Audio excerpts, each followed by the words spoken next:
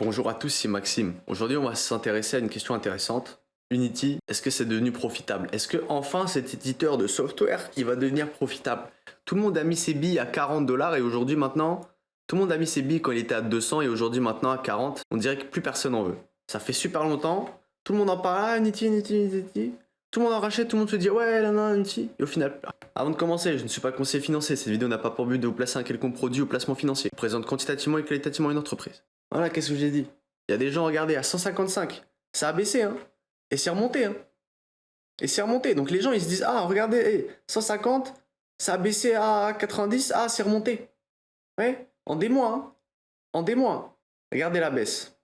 Actuellement, là, moins 77% depuis ses plus hauts. On est allé jusqu'à moins 84%.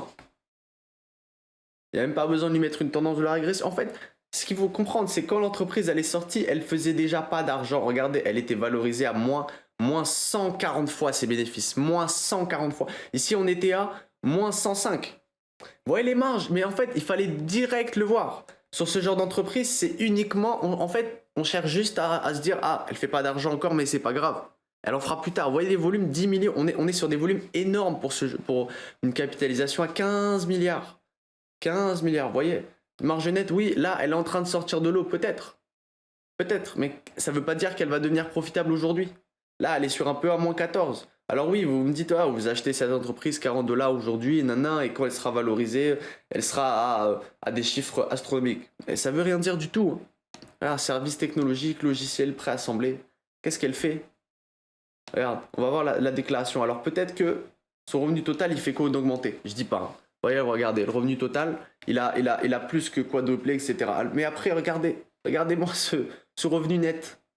Est-ce que le revenu net, il augmente? Le revenu net, il baisse de plus en plus. Alors là, on regarde quoi depuis le Q4? Vous voyez que les baisses commencent à être de moins en moins élevées. Alors, qu'est-ce qui se passe? Est-ce que c'est le coût des marchandises? Vous voyez qu'on est quand même sur un coût assez élevé. On a un profit brut qui arrive à 300 millions. Qu'est-ce qu'on en fait? Dépenses d'exploitation, bam. Dépenses d'exploitation, bam. Elle arrive ici, frérot. Frais de vente généraux, etc. Le CAPEX, bam. Ton CAPEX, il est à 100%. Hein? Il est à 100%. Enfin, plus même. Enfin, vous vous rendez compte? L'entreprise, pour faire ce revenu-là, elle a besoin de mettre tout ça. Donc, elle a un CAPEX au-dessus de ses revenus. Donc, pourquoi vous vous entêtez à vouloir chercher à spéculer sur une action qui ne me fait même pas d'argent? On va regarder les free cash flow.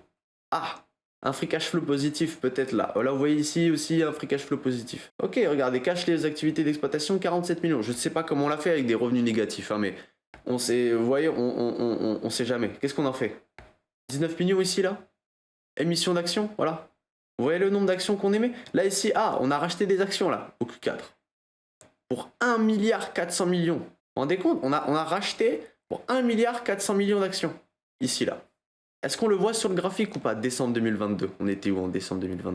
On était ici, là. Décembre 2022, on était descendu à 29. On a racheté, on est passé à 34. Je sais pas si vous vous rendez compte. Enfin, en fait, l'entreprise, elle fait n'importe quoi, quoi. On est là, créateur de solutions, operating solution, donc ouais, ok. Elle a pas mal de... potentiellement, elle peut avoir une assez grosse croissance. On voit qu'elle est assez diversifiée sur les pays. Donc elle peut avoir une croissance astronomique potentiellement plus tard. C'est sûr, je vous dis pas le contraire. Je vous dis juste que pourquoi aujourd'hui vouloir regarder une entreprise qui ne fait pas d'argent. Là, ok, on a un bénéfice par action on est à 0,23. On est à 0,23 sur le quarter. Donc allez, on va être gentil, on va faire 0,22 fois 4. Donc on arrive à 0,88 à l'année. Ok, et on lui donne un PE parce qu'avec un avantage compétitif, on va lui mettre un PE de 15. On arriverait sur une action à 13 dollars. À 13 dollars. Si elle avait un PE de 15 et si elle faisait l'argent qu'elle génère aujourd'hui, enfin, vous vous rendez compte à quel point c'est peu, quoi. On est sur combien? On est sur 383 millions d'actions. Regardez le nombre d'actions qui commence à 267, qui finit à 383.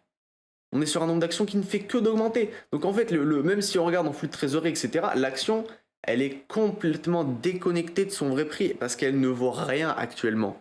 L'action Unity ne vaut rien. Alors, toutes les personnes qui l'achètent au jour d'aujourd'hui, ce sont des spéculateurs. C'est des personnes qui se disent que l'entreprise, peut-être que d'ici 5 ans, elle fera de l'argent. Mais est-ce que vous, en tant qu'investisseur, vous avez de l'argent à mettre dans un projet qui, dans 5-10 ans peut-être, va marcher? Alors oui, oui, je ne vous dis pas de ne pas avoir une petite ligne Unity qui peut-être, voilà, dans 10 ans, on repartira sur des valorisations à 180. Parce que là, à ce moment-là, le marché, il aura compris que, ouais, ici, on faisait pas d'argent. Regardez, moins 100. Ici, on faisait pas d'argent. Ici, on faisait pas d'argent non plus. Hein?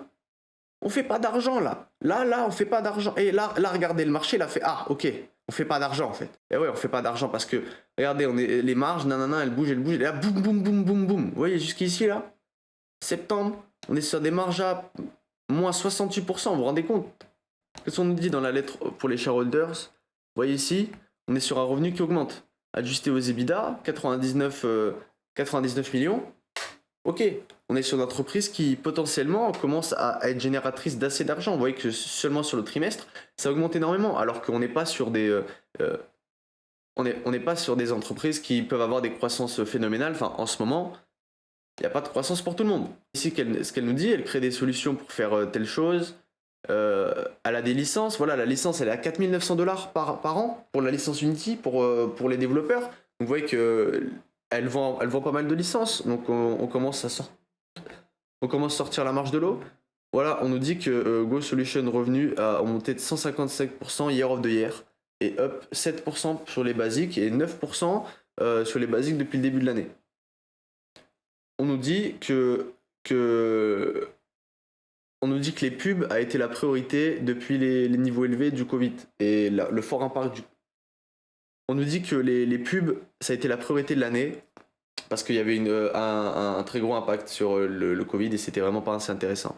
Là, ce qu'on peut nous dire ici, c'est que donc ils cherchent à trouver un modèle scalable ou un modèle où ils peuvent continuer à faire de l'argent croissamment sur l'année, donc un business profitable avec nos partnerships Capgemini. Donc ils essaient de créer des solutions informatiques. Donc Capgemini, c'est le leader en France pour les solutions informatiques. Eux, ils font des solutions informatiques pour les développeurs. Voilà, pour les développeurs motion, les développeurs 3D, etc. Donc on va parler à une certaine catégorie de personnes. Les licences, elles sont assez élevées. On est sur des marges qui sont censées être assez fortes. Donc je sais pas la marge brute parce que la marge nette, évidemment, elle est complètement dégueulasse. Mais je vais aller regarder ici la marge brute. Voilà, vous voyez, on est sur une marge brute à 70%. Donc c'est vraiment énorme hein, parce que techniquement, sur ce genre de truc, on va aller chercher... on va aller chercher des revenus par an en plus, donc c'est des revenus qui sont assez stables. Et si on est sur un price power, c'est-à-dire qu'un produit dont on ne peut pas se passer, c'est-à-dire que tous les développeurs ont besoin d'Unity pour faire leurs jeux vidéo, et on sera sur des revenus croissants et on sera sur des prix complètement faramineux. Parce que évidemment, je pense que les personnes qui valorisaient Unity ici, c'est des gens qui ils ont vu Adobe et ils se sont dit, oh, vous avez vu Adobe avec leur licence, avec machin, ils font énormément d'argent, Microsoft, etc. Tous ceux qui ont des licences, ils font beaucoup d'argent. Mais du coup, il faut regarder, à côté, il y a qui? À côté, il y a aussi Unreal Engine de Epic Games. Et eux, ils sont pas valorisés, eux, ils en ont rien à faire. Eux aussi, est-ce que Unreal Engine, c'est pas aussi tout aussi bien qu'Unity? Ça, il faut le savoir. Ah, vous voyez, les gens, le mec qui a acheté ici, là, il en avait aucune idée si est-ce que Unity Software, c'était aussi bien que Epic Games ou que machin. Il savait rien. Et il fait, ah, qu'est-ce qui s'est passé? Eh ben, qu'est-ce qui s'est passé? L'entreprise, elle fait pas d'argent, mon pote, hein. Regarde, moins 30, moins 30, moins 30, moins 17, moins 21, moins 30, moins... L'entreprise, elle fait pas d'argent, mon gars. Tu t'attendais à quoi? Enfin, voilà. Il y en a, ils sont rentrés ici en disant, ah, c'est la wave, c'est machin. Mais les actions, c'est pas un jeu, les amis. Les actions, c'est pas le gambling. Faut faire vraiment très attention. Voilà. En bilan, est-ce que on va répondre à ce titre? Est-ce qu'elle est enfin profitable? Eh ben non. Est-ce que c'est aujourd'hui qu'elle sera enfin profitable? Je ne pense pas. Est-ce que c'est demain? Je ne pense pas. Il faut lire vos rapports financiers. Est-ce qu'elle a un price power? Demandez à des développeurs qui développent sur Unity ou sur Unreal Engine, pourquoi est-ce qu'ils utilisent Unity? Pourquoi ils utilisent Unreal Engine? Pourquoi est-ce qu'ils s'ils utilisent Unity, pourquoi est-ce qu'ils ne pourraient pas se passer d'Unity? Est-ce qu'il y a un atout comme ça, un avantage? Lisez vos rapports financiers. Pourquoi tu perds de l'argent Unity? Lisez vos rapports financiers. Voilà. C'était Maxime, à bientôt.